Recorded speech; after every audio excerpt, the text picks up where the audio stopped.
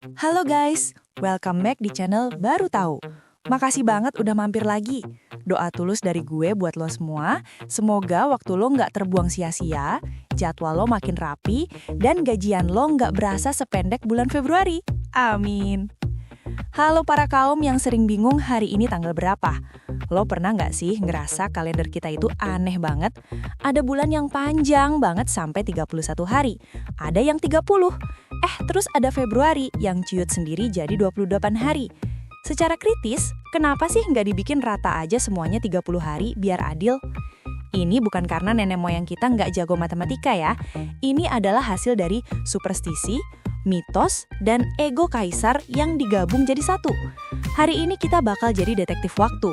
Kita bakal bongkar sejarah kenapa kalender kita bentuknya acak-acakan kayak sekarang. Siap-siap, karena sejarahnya melibatkan kaisar yang takut sama angka genap. Kita mulai dari zaman Romulus, pendiri Roma. Dulu, kalender Romawi itu cuma punya 10 bulan, dimulai dari Maret dan diakhiri Desember. Terus Januari dan Februari kemana? Nggak ada guys.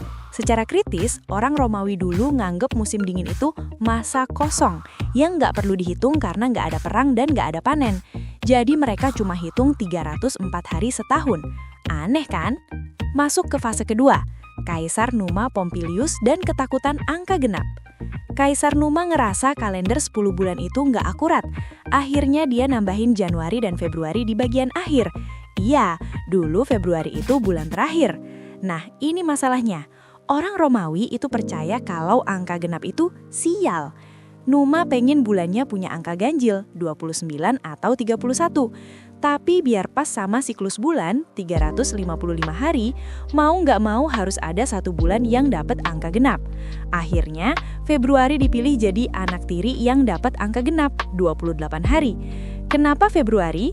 Karena di bulan itu orang Romawi lagi sibuk upacara penyucian dan ritual buat orang mati. Mereka mikir, ya udah, bulan buat orang mati mah biar aja dapat angka sial atau genap. Kasian banget ya si Februari ini.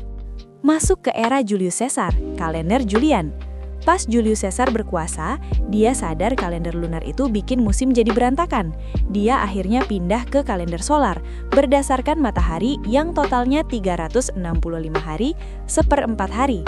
Julius ngerapihin semuanya, dia nambahin hari ke bulan-bulan yang tadinya pendek. Fun fact atau mitos? Ada cerita populer kalau Agustus jadi 31 hari karena Kaisar Agustus iri sama Julius Caesar, Juli 31 hari. Jadi dia nyolong satu hari dari Februari biar Agustus juga punya 31 hari. Tapi secara kritis, berdasarkan jurnal sejarah terbaru, kemungkinan besar Agustus emang udah didesain 31 hari sejak awal buat penyesuaian astronomi, bukan cuma karena ego Kaisar. Terus kenapa ada tahun kabisat atau 29 Februari? Secara sains, bumi itu muterin matahari nggak pas 365 hari, tapi sekitar 365 hari, 5 jam 48 menit 46 detik. Kalau dibuletin ada sisa sekitar 0,25 hari tiap tahun. Kalau sisa ini kita diemin, lama-lama kalender kita bakal geser.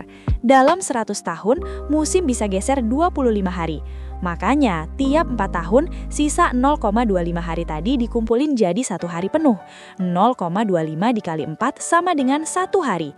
Satu hari bonus ini ditempelin lagi ke bulan yang paling pendek, yaitu Februari. Makanya ada tanggal 29 tiap 4 tahun sekali. Analisis kritis gue sebagai partner diskusi lo. Kenapa kita nggak pakai kalender yang lebih rapi? Sebenarnya ada usulan kalender internasional tetap, 13 bulan, masing-masing 28 hari pas. Kalau pakai itu, setiap tanggal 1 pasti hari Senin. Rapi banget kan? Tapi secara kritis, kita udah terlanjur terjebak sama sistem Romawi ini. Ngubah kalender dunia itu berarti ngubah semua sistem perbankan, sejarah, sampai hari libur keagamaan. Jadi kita tetap bertahan sama kalender berantakan ini demi menjaga keteraturan dunia yang udah terlanjur jalan. Intinya guys, kalender kita itu gabungan antara rasa takut orang kuno sama angka genap, ego para kaisar, dan sisa waktu putaran bumi yang nggak pas. Februari itu pendek karena dia adalah sisa dari semua bulan yang udah diambil harinya. Gimana menurut lo?